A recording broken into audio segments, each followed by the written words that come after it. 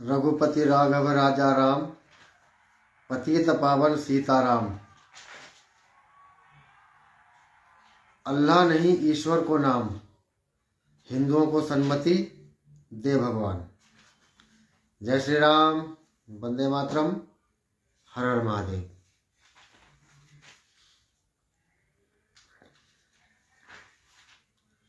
विषय आज का पहले ही घोषित कर दिया था। आज अल्लाह को कंपेयर करेंगे भगवान से और भगवान को कंपेयर करेंगे अल्लाह से। और मुझे पता नहीं लग रहा कि कितने मित्र आ चुके हैं। जो भी आ गए हैं कमेंट में जय श्री राम लिख दीजिए ताकि लाइव को आगे बढ़ा सकें। प्रशांत बिष्ट जी जय श्री राम।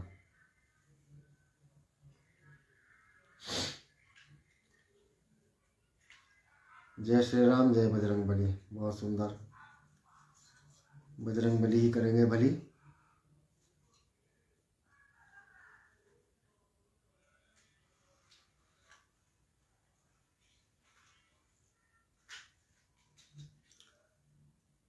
मदन राणा जी जय श्री राम।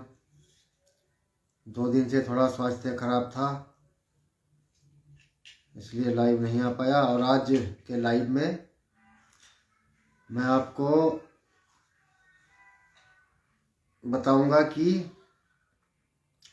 भगवान और अल्लाह में क्या अंतर है। अल्लाह की तुलना भगवान से करेंगे और भगवान की तुलना अल्लाह से करेंगे।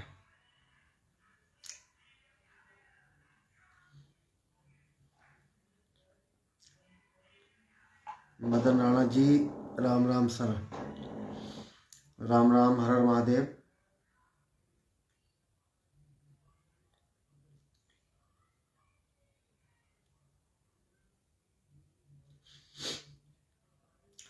चलिए मित्रों, प्रारंभ करते हैं।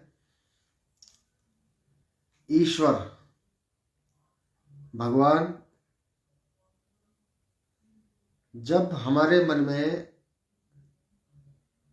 एक मानसिक कल्पना आती है, भगवान जिसने इस पूरी सृष्टि को बनाया, जिसने पहाड़ों को बनाया, जिसने समुद्र को बनाया, जिसने नदियों को बनाया, जीवों को बनाया, पशु पक्षियों को बनाया, मनुष्य को बनाया और इस सृष्टि में विद्यमान हर चीज के रचयिता को हम भगवान या ईश्वर कहते हैं। हमारे सनातन धर्म में, हमारे हिंदू धर्म में हम भगवान को न्यायप्रिय, दयालु, रक्षक, भेदभाव न करने वाला यानी कि सर्वगुण संपन्न भगवान ईश्वर, ईश्वर जिसके अंदर कोई अवगुण ना हो, जिसकी रचना में कोई कमी ना हो, जिसके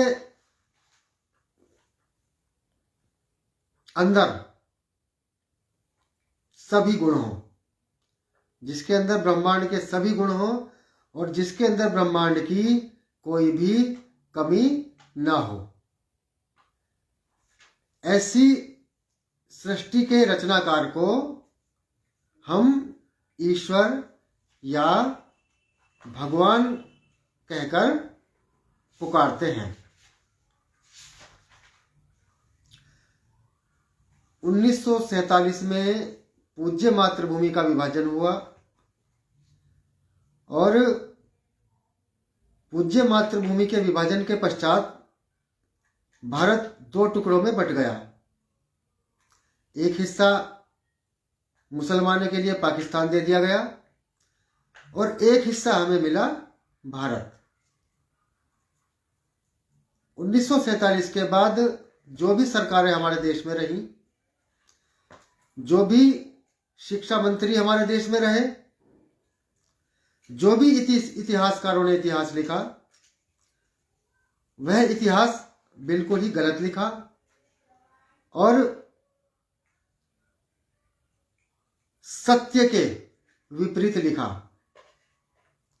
जो हमारा प्राचीन गौरवशाली इतिहास था, उस इतिहास को छुपा दिया गया, दबा दिया गया और वामपंथी इतिहासकारों ने हमारी सभ्यता, हमारी संस्कृति, हमारे धर्म को नष्ट करने के लिए एक ऐसा इतिहास हमें परोस दिया जो आज भी हमारे हिंदू समाज को ग्रसित कर रहा है, डस रहा है। एक तथाकथित महात्मा ने हमें सिखा दिया कि ईश्वर अल्लाह तेरो नाम, सबको सन्मति दे भगवान।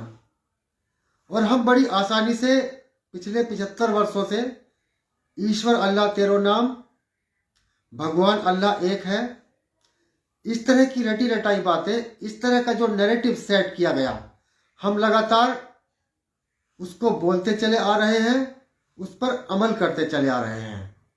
लेकिन हमने कभी सच्चाई जानने का प्रयास नहीं किया कि ईश्वर क्या है और अल्लाह क्या है। तुलना करने से पहले हमें इन दोनों के गुण और दोषों को एक बार, कम से कम एक बार अध्ययन अवश्य कर लेना चाहिए था, लेकिन ऐसा नहीं किया गया। फलस्वरूप, परिणाम स्वरूप आज इसी मुहावरे के चलते कश्मीर घाटी हिंदू विहीन हो गई। बंगाल से हिंदू समाज लगातार पलायन कर रहा है, माताओं बहनों का बलात्कार हो रहा है, घरों में आग लगाई जा रही है और हिंदू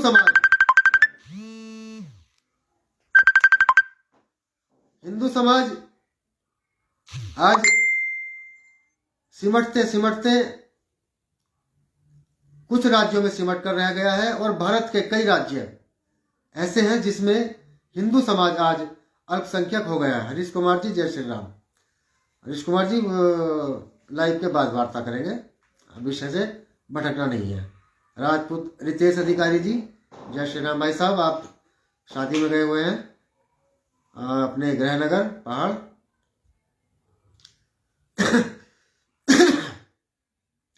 तो आज मैं ईश्वर और अल्लाह की तुलना प्रामाणिक रूप से कर रहा हूं। जो भी शब्द मैं ईश्वर और अल्लाह की कंपेयरिंग में, तुलना में प्रयोग करूंगा, वो सारी बातें अथॉरिटिक हैं और जिस मेरे भाई को, जिस मेरी बहन को इसका प्रमाण चाहिए, इसके साक्ष्य चाहिए, इसके रेफरेंसेस चाहिए, वो मुझे मेरे नंबर पर व्हाट्सएप करके मुझसे प्राप्त कर सकते हैं। मैं आज जो भी बातें बोलने जा रहा हूं वो सब प्रमाणिक हैं। अब मैं आपको बताता हूं कि अल्लाह और ईश्वर एक समान क्यों नहीं है। विनय बोटियाल जी, जय श्री राम। भोपाल सिंह जी, जय श्री राम।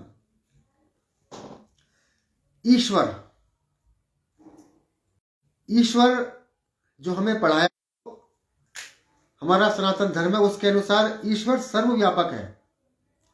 सर्वव्यापक अर्थात प्रकृति के कण कण में, प्रकृति की हर वस्तु में ईश्वर रमा हुआ है। हम पत्थरों में भी ईश्वर को देखते हैं, हम वृक्षों में भी ईश्वर को देखते हैं, हम जीवों में भी ईश्वर को देखते हैं, हम मनुष्य में भी ईश्वर को देखते हैं। और यही सनातन धर्म का आधार है कि हम कण कण में ईश्वर को व्याप्त मानते हैं। सहमत हैं आप लोग? जहां पर आप सहमत ना हो, आप मुझे कमेंट के जरिए बता सकते हैं। मैं आपकी समस्या का समाधान करने का पूरा प्रयास करूंगा। तो ईश्वर सर्वव्यापक है। जस्ट अपोजिट इसके उल्टा चलते हैं। तो मैंने कहा कि ईश्वर कण कण में रहता है, कण कण में, प्रकृति के कण कण में विद्यमान है, लेकिन अल्लाह कण कण में नहीं रहता। इस्लाम के अनुसार, इस्लामिक किताबों के अनुसार अल्लाह 7वें आसमान पर रहता है। कुरान के अनुसार इस पृथ्वी के ऊपर एक आसमान है, एक आसमान के ऊपर दूसरा आसमान है, फिर तीसरा आसमान है, फिर चौथा आसमान है, फिर 5वां आसमान है, फिर 6ठा आसमान है, फिर 7वां आसमान है। इस प्रकार 7वें आसमान के ऊपर अल्लाह का सिंहासन है, वहां पर अल्लाह बैठा हुआ है। भगवान ईश्वर कण कण में है। पहला पॉइंट, ईश्वर और अल्लाह एक समान नहीं है, इसीलिए उनको ऊपर को वो बड़े बड़े लाउड स्पीकर करके जो है वहां पे आवाज पहुंचानी पड़ती है, और 7वें आसमान तक पता नहीं पहुंचती भी है नहीं पहुंचती है। हम तो मन मन में भी यहाँ बोल देते हैं तो पहुंच जाती है। दिनेश थापा जी जय श्री राम, राकेश रावत जी जय श्री राम, सुबोध ममगाई जी जय श्री राम, हिंदू सम्राट जी जय श्री राम। अभी मैंने आपको ईश्वर और अल्लाह का एक अंतर बताया। अब चलते हैं दूसरे अंतर की ओर। आज मैं अल्लाह की बखिया उधेड़ के रखने वाला हूं, आप लोग जुड़े रहिए लास्ट तक। दूसरा अंतर ईश्वर और अल्लाह में क्या है? ईश्वर सर्वशक्तिमान है और किसी भी कार्य को करने के लिए किसी की सहायता नहीं लेता।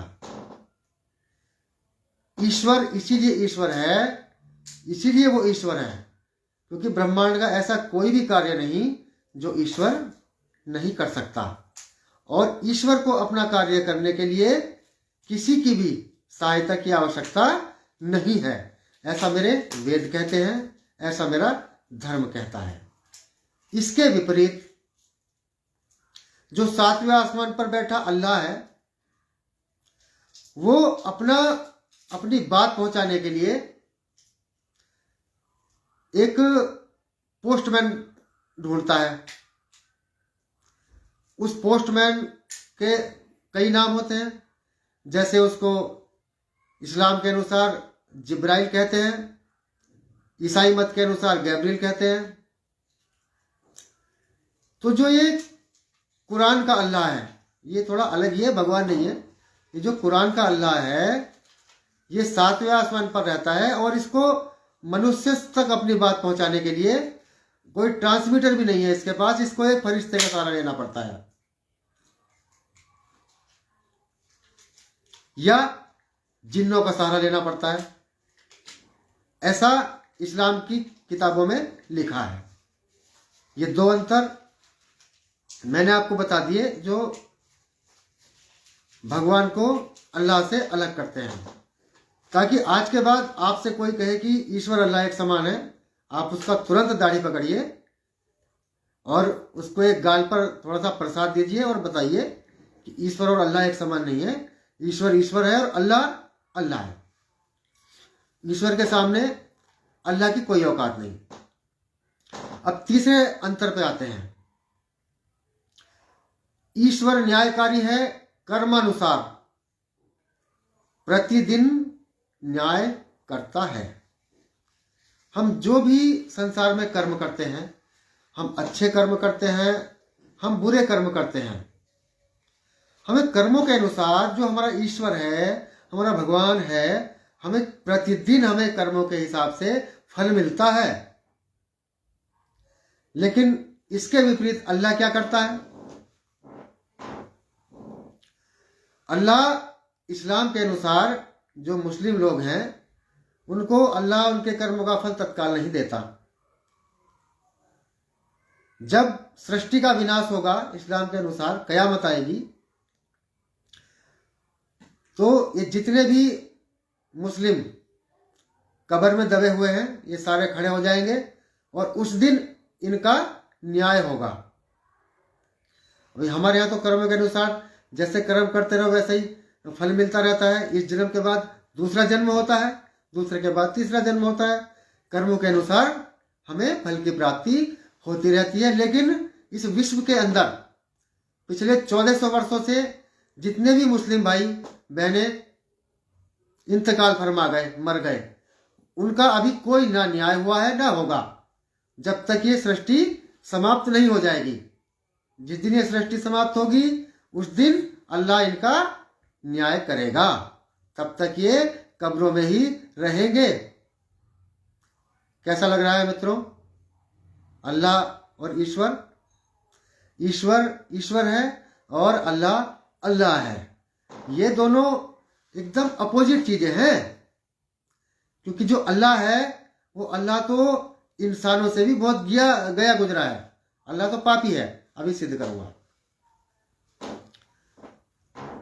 सुधीर खंतवाल जी, जय श्री राम। तो मैंने आपको 3 अंतर बताए। हमारा जो ईश्वर है, हमारा जो भगवान है, वो दयालु है। वो अपराधों को क्षमा भी करता है और बुरे कर्मों का दंड भी देता है। अच्छे कर्मों का अच्छा फल देता है और बुरे कर्मों का बुरा फल देता है। लेकिन इसके विपरीत जो अल्लाह है, अल्लाह दुष्टों बलात्कारियों के पाप क्षमा कर देता है। शर्त यह है कि आप मुसलमान बन के कलमा पढ़ लो। अथॉन्टिक है।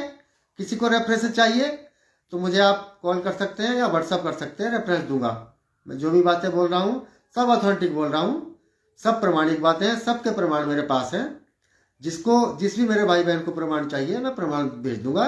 मुझे व्हाट्सअप कर दीजिए कि आपके इस सेंटेंस, इस बात का मुझे प्रमाण चाहिए, मैं आपको प्रमाणित चीजें भेज दूंगा। आगे चलते हैं। ईश्वर सर्वज्ञ है, यानी सब कुछ जानता है। तीनों कालों की बातें जानते हैं, भूतकाल, भविष्यकाल, वर्तमान काल। भूतकाल में क्या घटित हुआ, वर्तमान में क्या घटित हो रहा है और भविष्य में क्या घटित होने वाला है, ईश्वर सब जानता है। जबकि अल्लाह बड़ा अल्पज्ञानी है, बहुत छोटा सा ज्ञान है अल्लाह को। उसे ये भी नहीं पता कि शैतान उसकी आज्ञा का पालन करेगा अथवा नहीं। अल्लाह ने शैतान को पैदा किया, मुस्लिम धर्म में के अनुसार अल्लाह ने शैतान को पैदा किया, लेकिन शैतान पर उसका बस ही नहीं है। वो अल्लाह की मर्जी के खिलाफ काम कर जाता है, अल्लाह खुद स्वीकार करता है इस्लामी किताबों के अनुसार। तो एक अंतर यह हुआ। कुणाल थापा जी, जय श्री राम। महेंद्र रावत मनोज जी, जय श्री राम।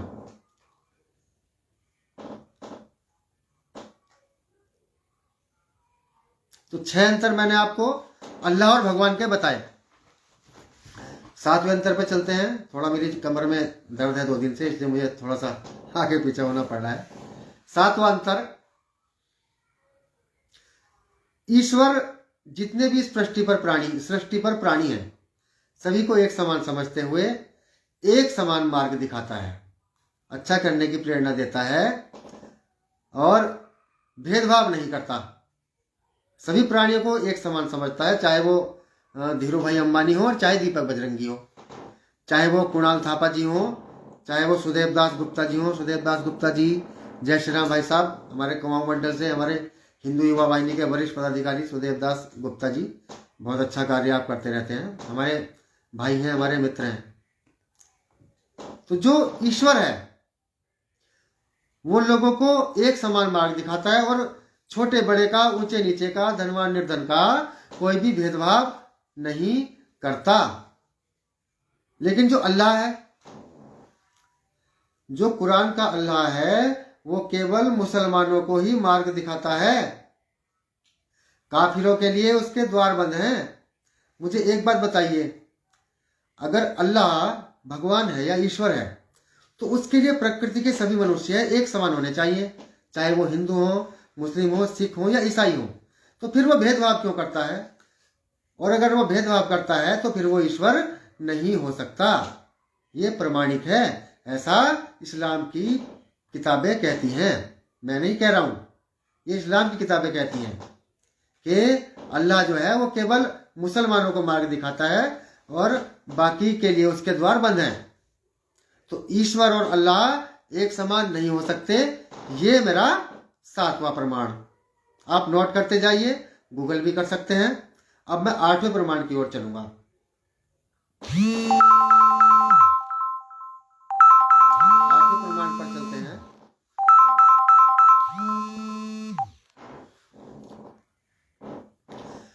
ईश्वर कहता है, भगवान कहते हैं, हे संसार के लोगों, तुम सब एक समान हो और एक जैसे हो, भाई भाई हो।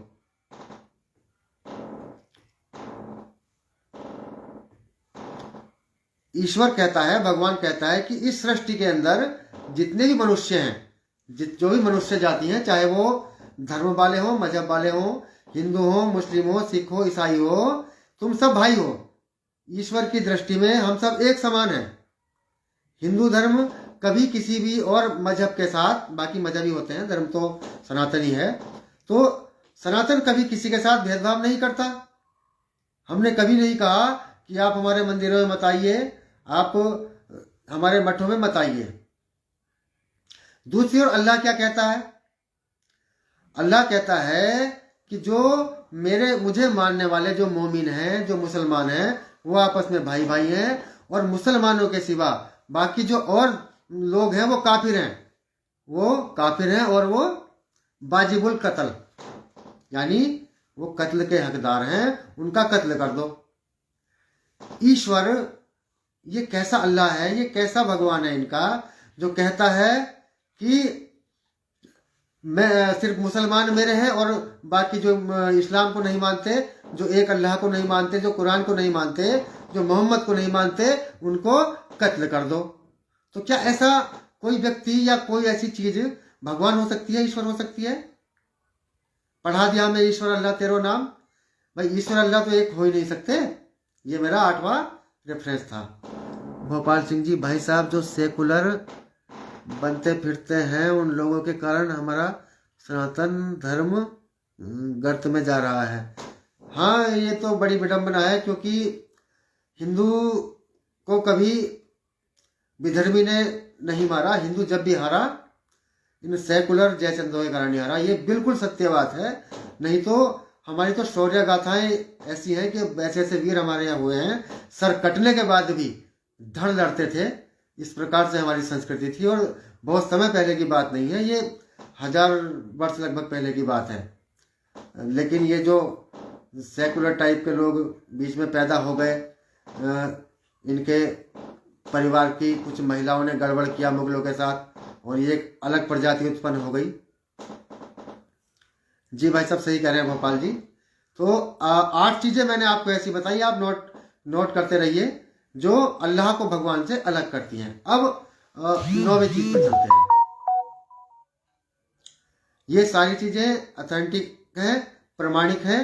आपको किसी भी मेरी बात का प्रमाण चाहिए, आप व्हाट्सएप में मुझसे पूछ सकते हैं। मैं व्हाट्सएप में आपको रेफरेंस भेज दूंगा। मैं बार बार कह रहा हूँ, ये मैं नहीं बोल रहा हूँ, ये सब ऑथेंटिक चीजें हैं। ये सब इस्लामिक किताबों में लिखा है और वेदों में लिखा है।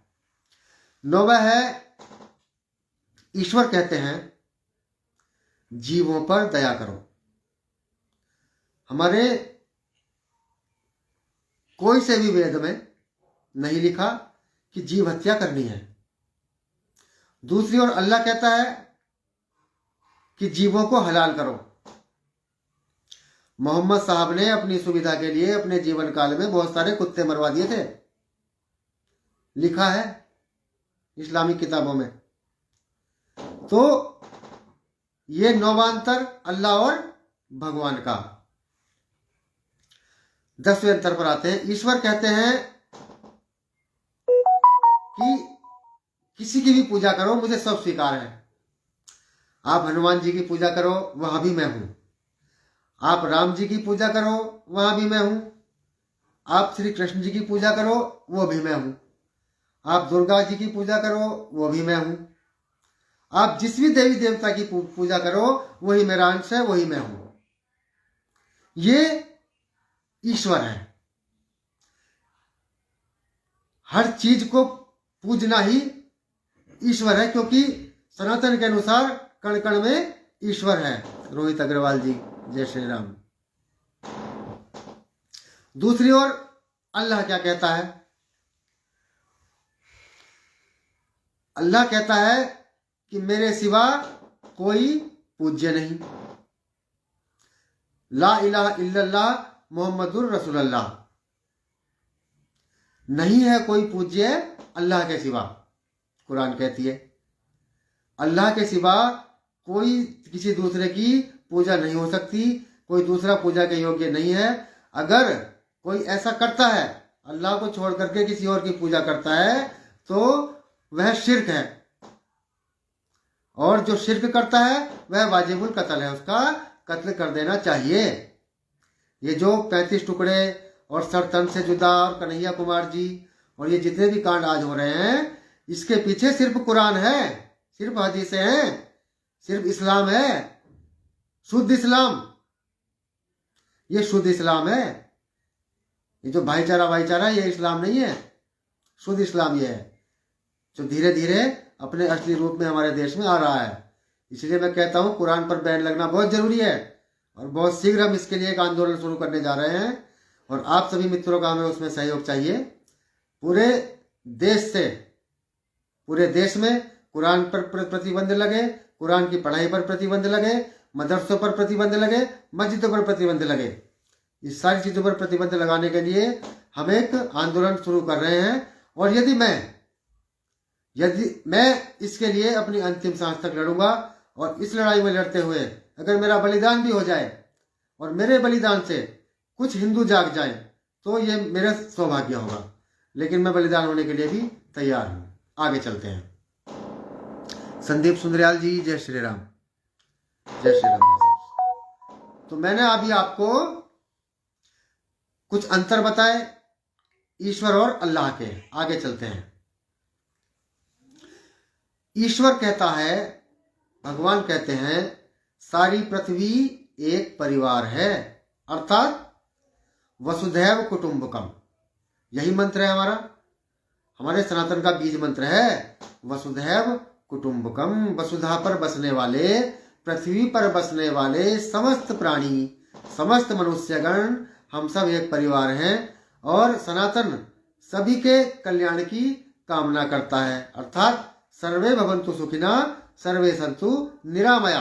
हम पूरे सनातन जो है पूरे विश्व के कल्याण की प्रार्थना करता है। लेकिन इसके अपोजिट अल्लाह क्या कहता है? अल्लाह कहता है कि इस पृथ्वी पर, इस दुनिया में सिर्फ मुस्लिम आपस में भाई भाई हैं। अल्लाह कहता है कि इस पृथ्वी पर सिर्फ मुस्लिम आपस में भाई भाई हैं, और मुस्लिमों के सिवा बाकी जो और मनुष्य हैं उनका कत्ल कर दो। ये अल्लाह का हुक्म है। तो ऐसे अल्लाह को आप भगवान के बराबर रखते चले आ रहे हैं पिछले 75 वर्षों से। कभी आपने विचार नहीं किया, कभी आपने नहीं सोचा, और हम धोखे पे धोखा खाते रहे। हमारा सांस्कृतिक पतन होता रहा, हमारा मानसिक पतन होता रहा, हमारा बौद्धिक पतन होता रहा, और हम इसी मानसिक गुलामी में 75 वर्षों से जीते चले आ रहे हैं। अब जागने का समय है। आगे सनातन परंपरा के अनुसार हमें, आप सभी जानते हैं कि हम जिस प्रकार के कर्म करते हैं उसी प्रकार का फल हमें मरने के बाद प्राप्त होता है। ऐसा मेरे वेद शास्त्र कहते हैं। स्वर्ग और नरक जो है वो हमारे कर्मों के हिसाब से मिलते हैं। हम अच्छे कर्म करते हैं। अविनाश कुकरेती जी, जय श्री राम। मेरे छोटे भाई हैं अविनाश कुकरेती जी, और ये बलवंत चौहान जी, जय श्री राम। मनोज बिंजोरा जी, जय श्री राम। सनातन के अनुसार स्वर्ग और नरक कर्म के हिसाब से मिलते हैं, अर्थात यदि हम अच्छे कर्म करते हैं तो हमें स्वर्ग की प्राप्ति होती है, और अगर हम बुरे कर्म करते हैं तो हमें नरक की प्राप्ति होती है। सनातन की बिल्कुल सीधी सी अवधारणा यह है। कर्मों के हिसाब से हमको फल मिलेगा, स्वर्ग अथवा नरक की प्राप्ति होगी। दूसरी ओर अल्लाह क्या कहता है? अल्लाह कहता है कि जो जन्नत है वो सिर्फ मुसलमानों को मिलेगी। जो पक्का मुसलमान होगा, जो 5 बार की नमाज पढ़ता होगा, जो एक अल्लाह की पूजा करता होगा, जो सिर्फ मोहम्मद को अपना रसूल मानता होगा, सिर्फ वह व्यक्ति जन्नत में जाएगा। उसके सिवा बाकी जितने भी लोग हैं वो दोजख की आग में हमेशा हमेशा तक के लिए जलते रहेंगे। वो हिंदू हो, वो क्रिश्चियन हो, वो यहूदी हो, वो पारसी हो, वो बौद्ध हो, वो जैन हो, वो सिख हो या आर्य समाजी हो। अल्लाह के हिसाब से आप सबको स्वर्ग नहीं मिलना, आपने मरने के बाद दो की आग में जलना है। तो ये अल्लाह आपके भगवान के बराबर कैसे हो सकता है जिसकी सोच इतनी छोटी है।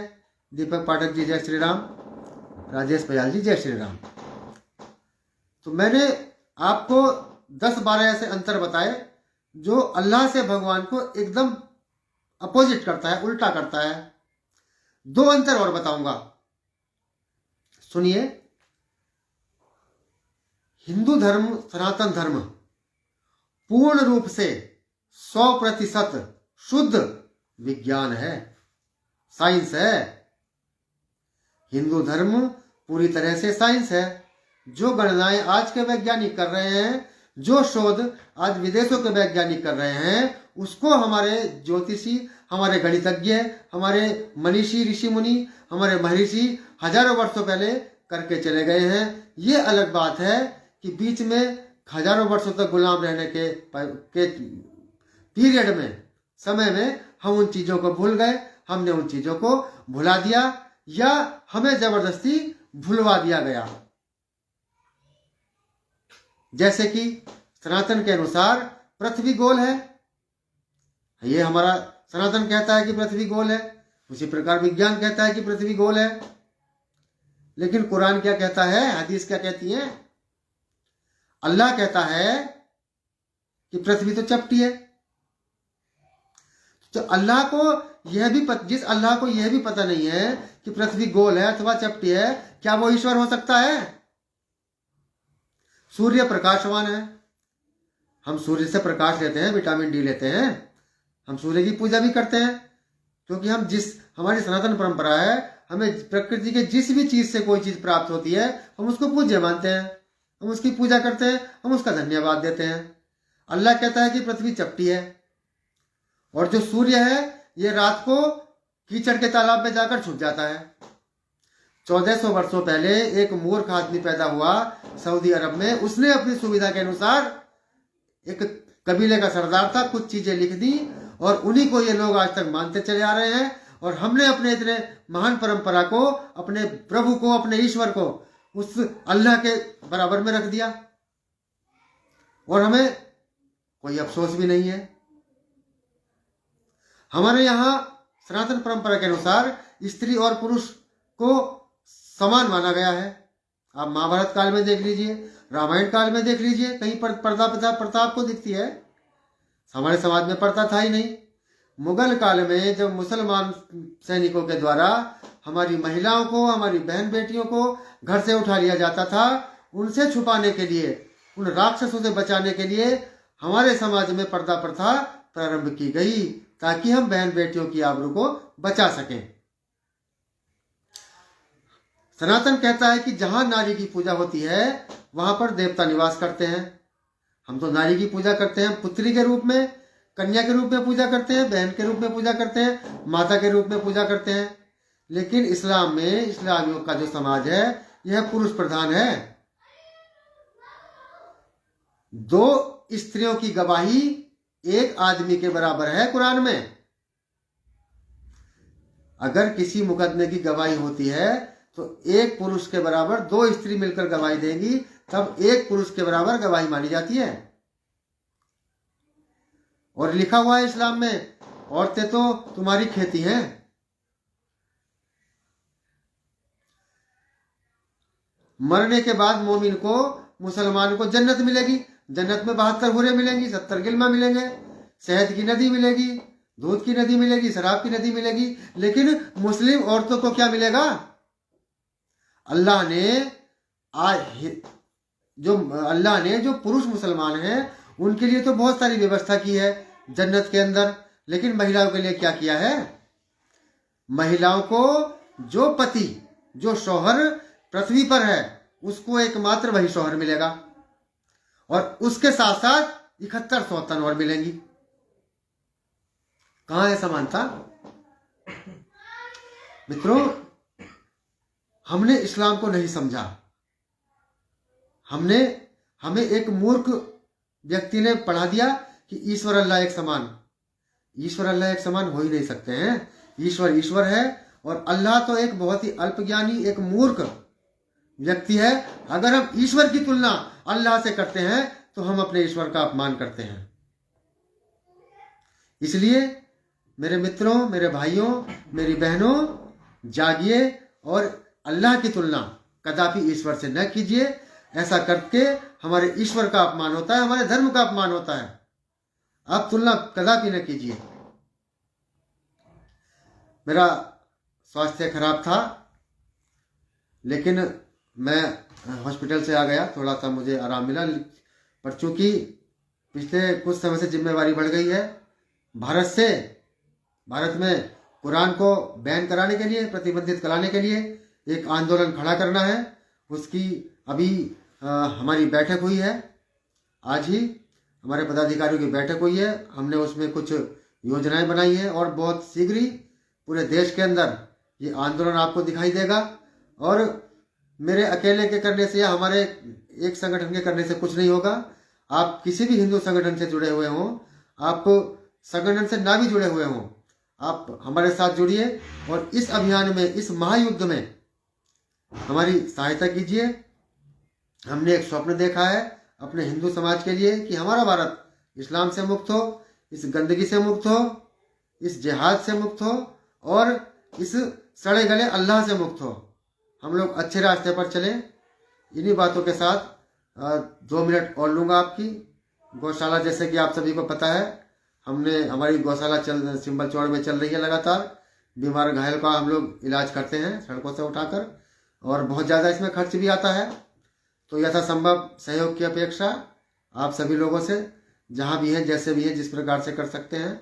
मैं 1-2 दिन में आपको संगठन का जो अकाउंट नंबर है वो आपको दे दूंगा, जितनी भी यथासंभव आप लोगों से बन पड़े। क्योंकि ये जो भी कार्य कर रहे हैं, प्रेरणा हमें गौ माता से मिलती है और गौ सेवा से मिलती है। इसलिए गौ सेवा हम प्राथमिकता में रखते हैं, उसी से हमें समाज का कार्य करने के लिए प्रेरणा मिलती है। तो आज के लाइव में मैंने जितनी भी बातें कही वो सभी प्रमाणिक हैं, सबके मेरे पास प्रमाण हैं। मेरे किसी भी भाई बहन को इसमें कोई भी प्रमाण चाहिए, आप इस लाइव को 1 बार, 2 बार, 3 बार, जितनी बार भी चाहें सुनिए। और इसमें मेरे किसी भी शब्द का, किसी भी सेंटेंस का यदि आपको प्रमाण चाहिए तो आप मुझे व्हाट्सएप पर बोल सकते हैं, मैं आपको प्रमाण उपलब्ध करा दूंगा। इसी के साथ जय श्री राम, वंदे मातरम, हर हर महादेव, जय हिंदू राष्ट्र। और आप सभी के चरणों में मेरा शत नमन।